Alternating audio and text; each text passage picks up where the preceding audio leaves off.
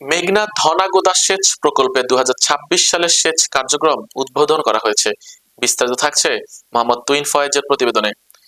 দেশের বৃহত্তর সেচ প্রকল্প চাঁদপুর মতলব উত্তর উপজেলায় মেঘনা ধনাগোদা সেচ প্রকল্পে ২০২৬ সালের সেচ কার্যক্রম মিলাদ ও দোয়ার মাধ্যমে উদ্বোধন করা হয়েছে।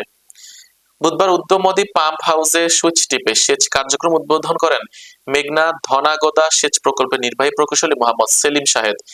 এই সময় উপস্থিত ছিলেন মতলব উত্তর উপজেলা বিএনপি সাংগঠনিক সম্পাদক মিয়া মঞ্জুর আহমেদ স্বপন, উপজেলা যুবদলের ভারপ্রাপ্ত আহ্বায়ক রাশেদ জামান টিপু, উপজেলা শ্রমিক দলের সভাপতি আব্দুল মালেক মোল্লা, সাধারণ সম্পাদক নাসির উদ্দিন মৃধা, উপজেলা স্বেচ্ছাসেবক দলের সদস্য সচিব আনিসুর রহমান আনিস, উপজেলা ছাত্র দলের আহ্বায়ক নুরুল হুদা ফয়েজি, সদস্য সচিব জয়নাল পাটোয়ারি পিনু, ফরাজিকান্দি ইউনিয়ন বিএনপি সভাপতি Yasin Molla, sub division engineer Mohammad Salauddin, SO Jahangir, Abdul Hasnat, নির্বাহী প্রকৌশলী সেলিম শাহেদ জানান, এবারের মৌসুমে সেচ কার্যক্রম উদ্বোধন করা হলো।